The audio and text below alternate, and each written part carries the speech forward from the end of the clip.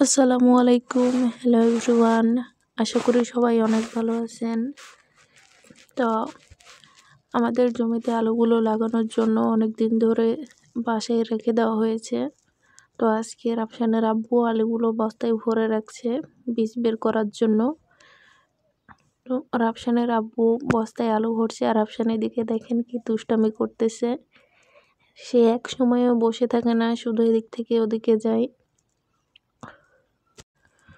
রাফসান ওইদিকে ওর দাদুর ঘরে চলে গেছে, আর এদিকে রাফসানের আব্বু বস্তায় আলু ভরতেছে। এই তো রাফসান আবার দুষ্টুমি করতে চলে আসছে ওর বাবার সাথে বস্তায় আলু তোলার জন্য।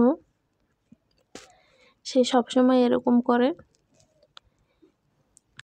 একটু ছেড়ে দিতে পারি না। এই যে আবার সে গাড়ির উপর চলে গেল গাড়িটা ফেলে দেওয়ার জন্য। আমরা কোনো সময় তাকে ছাড়ি না, কখন কি হয় না হয় অনেক ভয় থাকি সবসময়।